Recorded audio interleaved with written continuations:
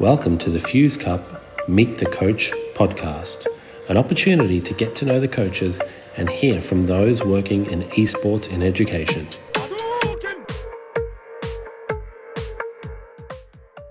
Welcome to Meet the Coach episode 6. When it comes to influential disruptors and edtech leaders, our next guest is right up there on everyone's list. She's passionate about identifying future trends in education and designing meaningful and purposeful learning experiences for students. She's a founder of Australia's largest online network of educators, that's #AussieEd, and has been a huge advocate and supporter of us here at the Fuse Cup. But more importantly, she's a dear friend. Ladies and gentlemen, please welcome Zeina Chalich. Okay, so we have with us on the Meet the Coach podcast, Zeina Chalich. How are you? Good, thanks, Dan. How are you going? Yeah, awesome. I'm so excited and so happy that you agreed to be on. I know you're super busy these days, and we'll kind of touch on that. But thank you so much for taking the time to be on the podcast and share your ideas around esports. You're most welcome. I'm so excited to be here, especially today. So thank you so much for having me and for making the time for me as well. So I appreciate cool. And you flexibility. launched. You spoke to your kids today about esports. We'll get into that a little bit as well. Sure I'm looking forward to hearing about that. So unless you've been living under a rock and you don't know who Zeina Chalich is, can you give us a bit of a background in your education? Hi, Tweebs. So my role in education. Okay, so I've been in education for around 16 years now. I've taken on various roles as classroom teacher, leader of learning, leader of technology, leader of innovation. I've done a number of projects around digital pedagogy, early years, innovative practices, learning design.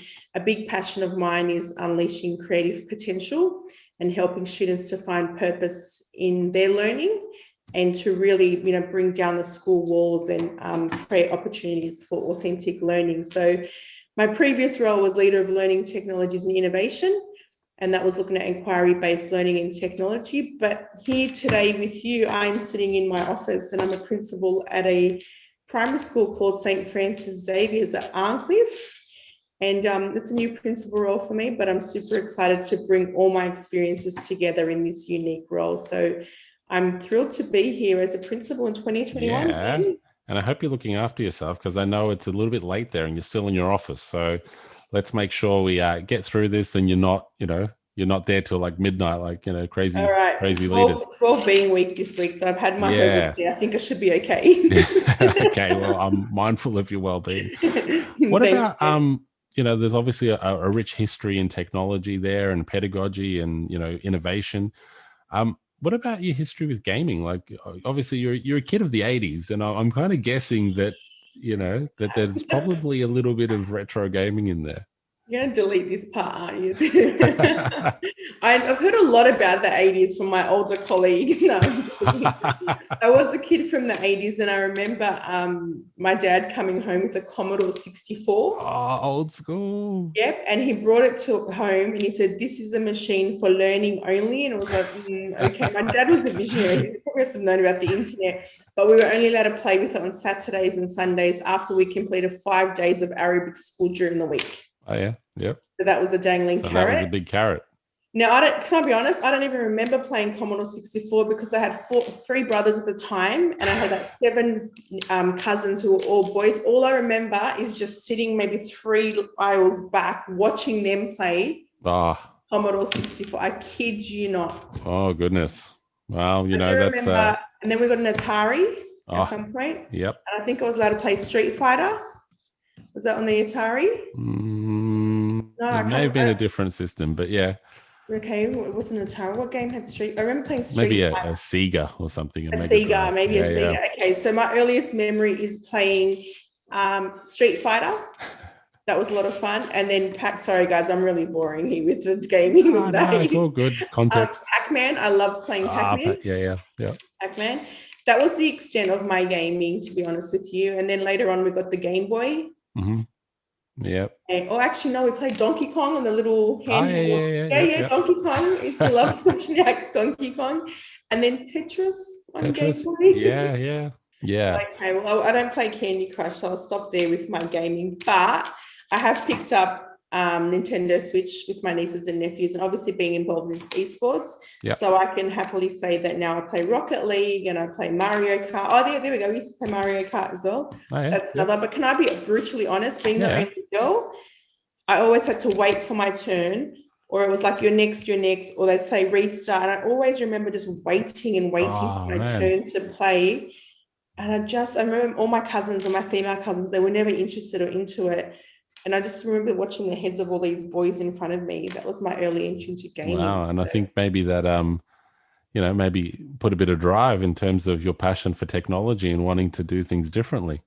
Absolutely. I just think technology is such an enabler for everyone. And unless you're exposed to or introduced to it, or someone puts a tool in your hand and says, here, go and play, go and learn, go and explore. Yeah. Especially for girls, I just think there's an assumption that, boys are good with tech. They just get it because they're very technical. And, even today, girls, I'm not good with tech. And it's like, how do you know you're not good at something unless you've had a go at something? Yeah.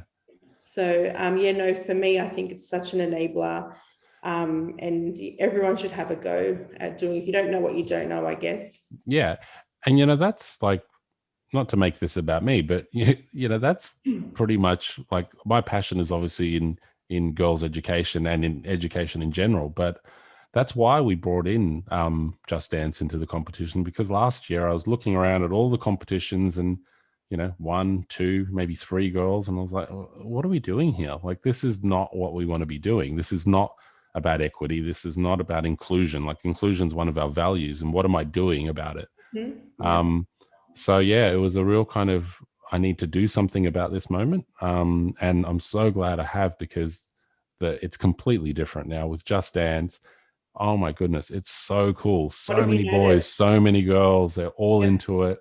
And, hearing the stories from schools of reluctant boys, like, can we come and dance? Like, it's great. It's awesome. That's what we want. So low entry and a high ceiling, because everyone can dance, right? So yeah, kind of. An easy way. And I don't know. I've seen some of my teacher friends recently. I'm not sure about that. I'm not naming names, anything. It just picks up on it. So you're doing okay. And Dan, can I commend you on another thing? I'm looking here at your Zoom background. I can see a girl up there. I remember last year in my team, when they first were like, where are all the girl photos? I was like, you're one of the very first female teams. Yeah. So I saw heaps of videos and photos today on the socials of so many more girls having a go. And I think that's outstanding that you've created that space for girls to feel comfortable to do that. So that's an awesome thing as well. Thanks. It's, we want everyone having a go. So that's why we did it.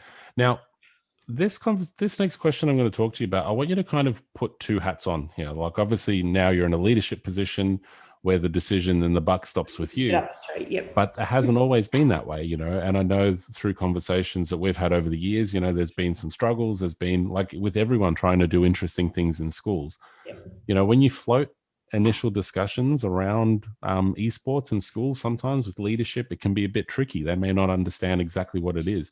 How have you felt? How's those discussions gone when you've initiated them to leadership?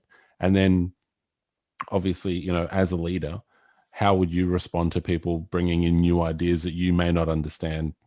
Yeah, I guess I've been quite lucky in that I've been working in edtech and digital pedagogy for a while. So I'm kind of known. I mean, I was called a disruptor 6, 7, 8 years ago because of the way I move things and try things and have a go.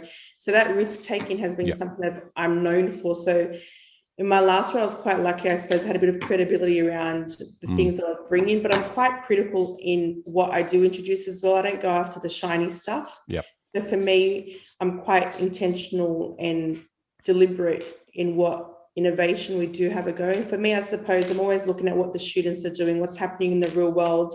So for me, looking at esports, we know it's a multi-million-dollar industry out there. It's creating jobs. It's helping students with social, emotional, digital well-being. There's so much value added out there. We know in our schools and in our home, our kids are playing and gaming. So for me, it was just making connections. It was like, what's happening in the real world? What are our kids doing? What do they enjoy? And how can we help them enjoy that through school, through learning, building relationships, building connections? So for me, I did all the research. I did all the groundwork, obviously connected with like-minded people. So speaking with you and working with you has helped as well. But there's a lot of us out there that see the value in this. looking at best practice, like when you have universities overseas offering courses and scholarships like Harvard and Stanford, you think, well, hang on, there's a lot more to this. So I think being a researcher, being an inquirer, looking at facts, having a look at best practice, looking at international models, bringing it in, contextualizing to the needs of our students in our school, in our community. That's something that I'm able to do. And I was able to pull that together. And look, I won't lie, it wasn't easy. It wasn't like, here's all the money, go for it. There was a lot of personal investment. Yeah. I call it my research and development budget, which my tax man tells me that I have to cut. Yeah. He's like, stop. He wouldn't believe me when I told him, like, I bought a Nintendo Switch and I've done all this for school. And he's like, Zeina, the tax people, I go, trust me, it's a school thing. So it's legit. It's legit. I had to bring him here. It's a robot 1 year, it's a microbit the next year. The other day it was like a gamer. So I do a lot of personal investment myself. I also do a lot of market research with my family, my niece and nephews, to get some weight from the kids as well. Yeah. And I guess the biggest thing for me is I look at the risks, I present it, I take the accountability for it myself. I let the students test the ideas, and you really can't argue with students when they're engaged, when they're joyful, when they're collaborating, when they're connecting. When you see it work straight away and you feel that connection, I think people see purpose and value in it. I'm not saying it's approved straight away, but you have to be quite creative in terms of how do we contextualize this? Where do we put it in our school community? Where do we put it in our curriculum? And also how to market and sell it. Yeah, how do we communicate it? How do we, and I think it's through raising awareness, through education. And for me, the biggest advocates are the students themselves. So I let them lead that, and I just support them, and I guess I just facilitate it. So for me, it's a little bit of everything, and just have that confidence to give things a go, reflect, evaluate, and then move on if we think it's purposeful for our students. Yeah, and you find out pretty quickly. You find out very quickly that, hey, actually there's something to this, and kids are engaging, and kids who, are often not engaging in other things are participating, which I want to bring it back to the kids. Like, I know today that you spoke to your kids about being part of the competition. What was that like? So we're celebrating Wellbeing Week this week at STFX. And we're talking about how we can be safe and comfortable and happy and resilient as well. Like, what do we do when we're not feeling at our best? And we're looking at different ways of engaging in wellbeing, connecting with people, collaborating, learning something new, playing and moving. And so we launched Esports today with our year 5, 6 kids. And I wish I filmed their reaction. They were like, what, we can do this during school? This is learning. And I was talking to them about what are the benefits of esports, and they were convincing me, and I said, oh, you don't have to convince me, I know this. So we were having a look at the values today, and unpacking them. What does that mean? What does that look like? What do we look like when we're not a good winner, when we're not a good loser? And the kids, they all laugh, they all know. But I guess they're doing that in isolation. Their mum and dad aren't sitting with them when they're gaming. Sometimes they're unsupervised for a long time. So what if we could harness that excitement and energy and that raw learning, but shape it in a way where we can give them resilience and confidence and teach them how to have integrity, show them what inclusion looks like. So today we've had a focus on digital wellbeing and what esports could offer them. Then we had a look at where it would fit in the school curriculum. So just putting it out there to all my parent community, we are doing this at lunchtime as a co-curricular. And we're looking at the social and emotional wellbeing value of this. So we've placed it in our co-curricular. And our students came up with a way that which they can compete in the competition, so that it's inclusive, everyone has turns, it's fair, and they're going to earn house colour points for every single attempt they have a go. Yeah, that's awesome. And we launched Just Dance, and like you said, we had a few get up and do it, and bit by bit, that video where it shows leadership when the first guy gets to dances on his own? Bit by bit, they're like, oh, okay. And honestly, 20 minutes in, I had one kid say to me, Miss, this is the best day of my school life today. Oh, wow. And I was like, we've just gotten started. This is just day one. The communication around for parents and for staff is massive, because there are a lot of misconceptions about esports and gaming. And as you said, often parents see the worst side of it because it's unsupervised, it's kind of structured, and the kids can, chat with anyone, and there's some, pretty negative outcomes in those environments. So it's very normal for parents to have those kind of feelings or apprehensions about what are you doing? But as you said, when you contextualize it, you structure it, it's part of the school. There's still expectations on behavior like you would expect from kids. Absolutely. If they're doing basketball or soccer, they're still representing their school. Once they see that, actually, this is a legitimate structured environment that's highly supervised by teachers, and there's a whole lot of social and emotional well-being frameworks and learning to go into it, a lot of those misconceptions start to change, which is great. And I think the other thing, and I think one thing that has helped me and will help me here, we talked about it earlier, is the online learning modules as well. I think bringing the students along with their parents and having some, that was the tech girls. Hey, shout out to tech girls there. Having a conversation about what digital wellbeing looks like, I think is really, really important. Bringing their parents along. So even today, when I was talking to the students, I was very clear about what esports is, what gaming isn't, and just really getting that language correct so that we know what we're doing is intentional and purposeful learning in a school environment. And if, as you said, and even if that starts a conversation at home with parents, like that's massive. They're conversations that probably wouldn't be, being had. So if it starts that dialogue and conversation, that's great. Absolutely. I hope. Yeah, and I think it will. What do you think are some of the other benefits, or what some of them are, because you've obviously implemented this last year. So what have been some of those benefits that you've seen through the implementation of an esports program in a school? Oh gosh, I had an all-girls team last year, and I guess for me, from a social and emotional point of view, they didn't think gaming was for them. Yeah. They played by themselves, but they didn't see that as a social competition. So they weren't officially online playing with other people. So obviously COVID hit and it changed the structure of Foods Cup for us. But for them, just so for every girl, it looked different. I had one who played games by herself, wasn't socially interacting a lot. I had others who had exceptional leadership skill, but didn't know how to manage a team. For others, loved technology, but just didn't know how to start, just thought it's too hard for me. For others, it was just feeling success at doing something fun that had no assessment, no grade, but it was joyful learning at school. So I think for me, that teamwork, that social and emotional learning skills, authentic collaboration, because you can't be in a Foods Cup team on your own. You need to rely on each other. Time management, executive function, getting organized, because I wasn't doing it for them. The girl, remember we did some, you remember. I remember some of those video calls. Dan, I can't get it connected. It was never you. It was always your students. Yeah. And do you remember they're like, Miss Chalich, it's not working. I'm like, that's your problem, not mine. I paid the fee. I've got the device. I'm supervising you. This is all on you. Yeah, so they were awesome. You know what? And they learned resilience. I think, Miss, it's not working. What do we do? How do we troubleshoot? So I think that was really important. Obviously, we have the social and emotional aspect as well, like you're winning and losing, overcoming defeat. How do you do when your colleague lets you down, or how do you do when your player lets you down? And they talk about the future skill is togetherness, and collaboration is so key. How do we teach it if the kids aren't experiencing it every single day? So it happens organically here. And as well, you've got your visual spatial, your fine motor, your dexterity. We've got a lot of children who don't develop fine motor skills for whatever reason. So I think it's the hand-eye coordination. There's just so many things. And you know what the biggest thing for me is just it's fun, it's joyful. They get to have a bit of a brain break. They get up, they're active, and they were committed. I didn't have to organize it, didn't have to call it.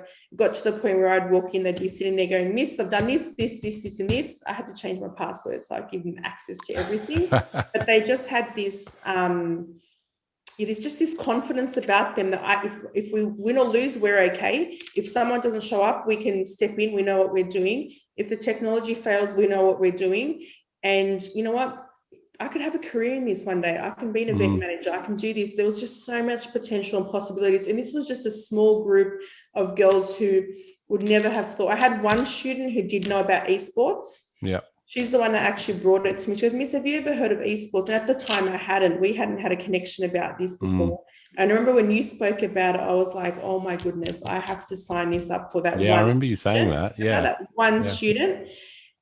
and they were in different social circles, that one particular student with these other students. She took ownership, she started it, and there was just this, I can't explain it to you, but there was a little bit of something for everyone in this. Yep. And so they all came together working towards the same goal, and they developed a friendship that I assure you would not have happened if they didn't have this common goal. So it looked different for everyone, but it was positive psychology from all aspects, well-being, and just a sense of what's happening in the real world out there. And it all happened at lunchtime. Like, how great is that? Yeah, where would they, what else would they have been doing? Nothing. Yeah, that's so cool. What do you think, like, if obviously you're a little further into this journey than some other people who might be either teetering on the edge or not really sure if they should, or, not sure if it's for their school. What kind of advice would you give someone who's interested in getting involved? Okay, I guess it's really, really important to know your students first and foremost. Like, are you looking to do this because it sounds cool and shiny? Is there a need for it in your school? I think that's really, really important. One thing I didn't touch on before was about the STEM learning focus that I had launched in my school.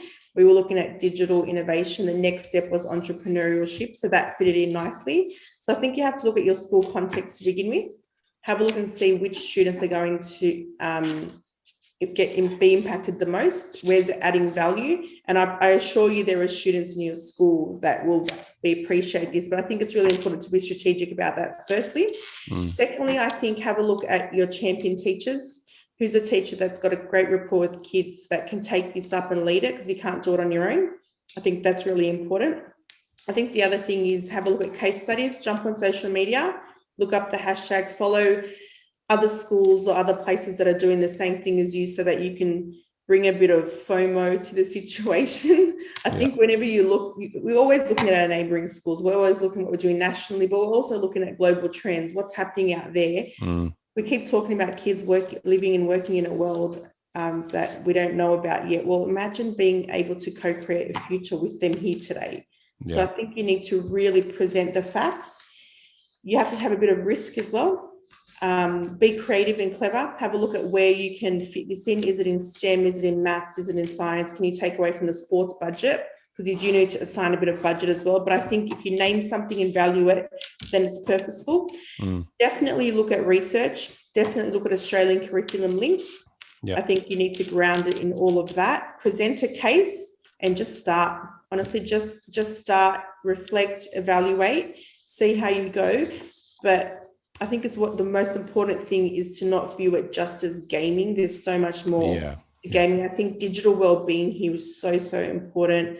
Collaboration is so important, social and emotional. So that's why it's really important to identify the kids' needs and to address that through this program, rather than just giving the kids more gaming time. If that's what you want to do, just give them a switch and have a go, then I wouldn't suggest to do that. And it's not going to sell it. You're not going to get the most value out of it. I think you need to package it in a way that shows its true impact. Yeah, and spot on. Like, I couldn't agree more with a lot of your comments. For anyone who might be thinking about that, a lot of that information is available on our website.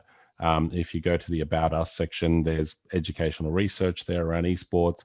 There's a school pack that's got the links to the social and emotional wellbeing frameworks and the general capabilities for those in the Australian curriculum. And then obviously all our work with the Kids Helpline. So it's all there for you. You can just download it and then use that for your case studies and get in contact. We can help you with that as well. Dan, the biggest thing for me was talking to you and to other schools that have done it. So if you're not sure about it as well, feel free to connect with one of us who in the Foos Cup.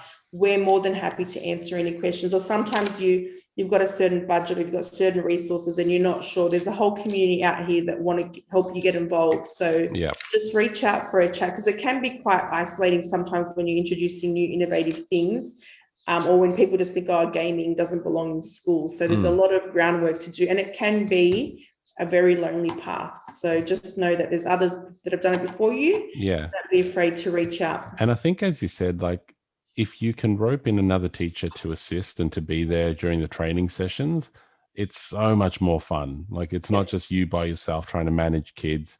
You've got another partner in crime there, and you can, have a bit of a laugh and pick up on things. Today we were organising Napland and just dancing in the background.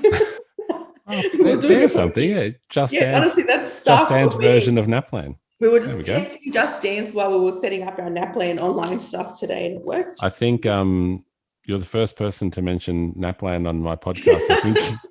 I think I might make it a prerequisite to Do you know what? It was ensure actually a there'll good be a day. no Naplan clause in the questioning from now on. Now you That's can a put strike for you, hashtag Miss Naplan. Chalich. That's a Well, strike. do you If I know had what? my yellow cards close by, you'd have one. Actually, because I'm the principal now, Dan, I have to worry about Naplan as well. Yeah. So I guess for me, It's what we're lonely looking at the top. at, this is well-being. How can we factor well-being? How can we do it all here at STFX? And we value literacy, we value numeracy, Yep. and we value getting strong academic results because they're important too. Of course. But we also value digital literacy skills, social well-being. I just think we can have it all if we know our students really well and we're strategic about it. And I think today, there's about 4 teachers in the group. We've got our sports coordinator on board. We've got our wellbeing coordinator on board, and all of us are like, we're invested in this. And look, it's just one of many wellbeing programs that you can offer at a school. I think don't rest everything just on esports, but for some kids, this is going to be life-changing, and it's a really easy thing to pick up and run with it and go with it, I think. So yeah, I think yeah, well said. What about as you said, you kind of, how exciting is it to be able to potentially co-create a future with kids while you have them in your care? Where do you think the future of esports in education might be heading? Oh, wow. I think we've talked about this on our Aussie Ed, hashtag Aussie Ed Twitter chat. I have to throw that in there because we're big supporters of esports. I guess for me, gosh, we always talk about our kids, and I said it before about the real world out there. And I just think our kids are living in the real world now. COVID last year taught us how capable they are of using technology for learning, for connection, for communication, for collaboration. They're playing games, they're socializing, they're doing a lot of this organically, and they're happy and they love it and they're joyful. What if we could harness all of that and get them to pursue a career pathway that they're passionate about? Imagine waking up every day doing what you love. And I know we've been very lucky to do that. I don't think people realize how lucky we are to actually wake up every day and do what we love. They could be a professional sports player. They can be a coach. There's a lot of positive psychology around it. They can be a video editor. They can be a game writer, screenwriter. They can work in marketing. They can work in business. Every single job that's out there could potentially come from esports. And we know it's not just about the money, but it's great if you could do what you love every day, but also make money and make a living. There's just so much. Like, I know I've seen big tournaments.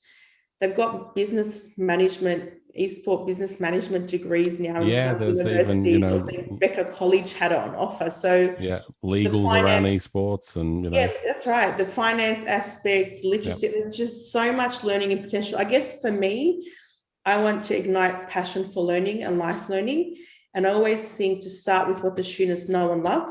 So it's not a random idea. We know they love playing games. We know they love socializing. So for me, it's just creating as many unique learning experiences and helping them co-create their own pathways. I'm not going to wait for Year 10 careers night for a child to say, oh, I think I might be interested in STEM. Let's try it now. Let's get exposed. And we have the tools, we have the resources, we have the technology. I feel like I'm just connecting dots. That's all I feel like I'm doing right now. I don't think I'm creating anything new. I'm just seeing all these opportunities. I'm seeing the research. We're seeing future trends. We know our students. We know what their passions are. And it's just mapped out here. We're just creating pathways and partnerships for them to create and shape their own future. Which is the cornerstone of great education, isn't it? That's the hope. That's it. And, and it's for those reasons and many more that I know that the community at STFX, must be thrilled to have you on board as a new print. I know the education community is right behind you and watching all the cool stuff you're doing. So, look, thank you so much for taking time out of your busy evening on a well-being week. You shouldn't even be at school anymore. This is joyful, Dan. Oh, fair enough. Look, I joined the competition. No, honestly, I was so excited to do this because you know me, I'll jump on board. Like if I love something, I will love and share that. And like I told you, it was life-giving and life-changing for those kids last year, and to be in a position where I can actually say, yes, let's do this, let's go.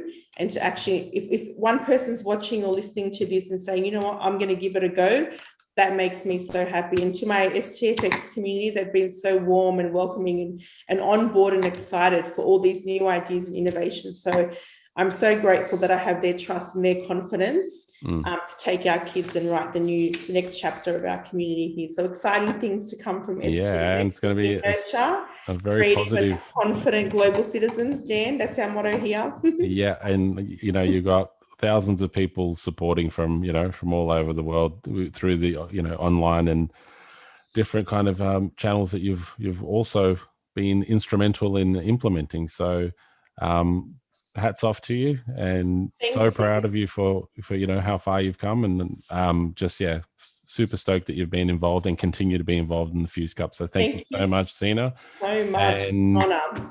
And thank you again for taking the time out of your busy schedule. My pleasure. I know it's been tough and you've been tired and all that kind of stuff. When you're learning new things, it can be draining. So I appreciate you taking the time. Thank you so much. Thanks so much, Dan. Always happy to help out and join you for a chat. Cheers. Looking forward to hopefully seeing you soon. Awesome. All right. Thanks, Dan. Oh, bye. Hang on. We need to take our selfie. If we don't take the selfie, you can. Got it ready? You can. Mine's Got it. It's a selfie in a video. Mine's charging. I'm actually trying to get off my phone a bit more, actually, which is lols. No, it's true. It's true. Looking after my own well-being as well. Your well-being strategy. Yeah. Because I've noticed, I'm using it a bit too much. So, I'm just trying to put some things into place, which is hard when you're trying to run a business. But there's times in the day I don't need to be on it. So. Good on you. Just let me know when those times are, just in case I need tech support. Yeah, if some of your kids call me, I can't get the Switch controller to work. They just think you're the best person ever. Your video today just made them. They're like, whoa, he knows us. I'm like, yes, he does. So thank you so much. We're all mates. I know you all. All right, cool. Thanks so much. And yeah, this has been awesome. So thanks for your time. Thanks, Dan. Take care.